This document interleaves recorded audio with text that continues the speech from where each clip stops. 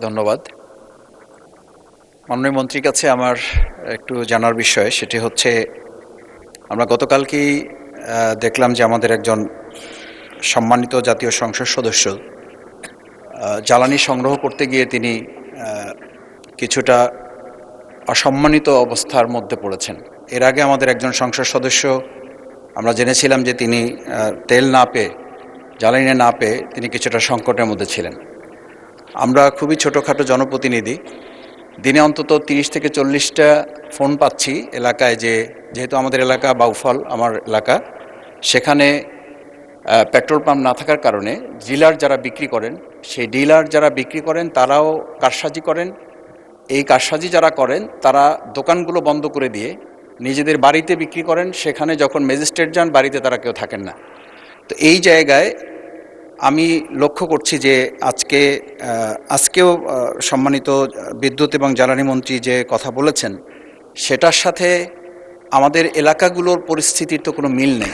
প্রশ্ন করুন মাননীয় সদস্য, প্রশ্ন করুন। এই প্রশ্নটা হচ্ছে এই যে আজকে আমরা এটাও জানতে পেরেছি যে রাত 8টার মধ্যে বাণিজ্য কেন্দ্রগুলো বন্ধ করে দিতে বলা হচ্ছে। তো এই পরিস্থিতিতে বিশেষ করে আমার বাউফল এলাকা, পটুয়াখালী 2, এই এলাকায় যে জ্বালানির সংকটে একটা উত্তপ্ত পরিস্থিতি তৈরি হচ্ছে, এই পরিস্থিতি উত্তরণে মন্ত্রণালয়ের সম্মানিত মন্ত্রী কী ধরনের পদক্ষেপ গ্রহণ করছেন? মাননীয় মন্ত্রী। আমাদের যে মজুদ আছে এবং যে এলাকায় প্রতিদিন যতখানি তেল দেওয়ার কথা সেটা আমরা সাপ্লাই করছি। এখন ওনার বক্তব্যে উনি বললেন সেই ডিলার ইচ্ছা করে যে পালিয়ে যায়, সেটা ওখানকার যে আইন শৃঙ্খলা বাহিনী আছে তাদেরকে বললে সেই ডিলারকে ধরে এনে সেই তেলগুলো সরবরাহ করতে পারে। আর আজকে যে বৈশ্বিক যে অবস্থা, সারা পৃথিবীতে এইটা একটা বড় সমস্যা হয়ে গেছে। তারপরেও আমরা বাংলাদেশে এটাকে সুষ্ঠুভাবে চালিয়ে নেওয়ার চেষ্টা করছি, কিন্তু মানুষের মধ্যে যদি প্যানিক বাইং সৃষ্টি হয়, সেটা রোধ করা একটু কঠিন।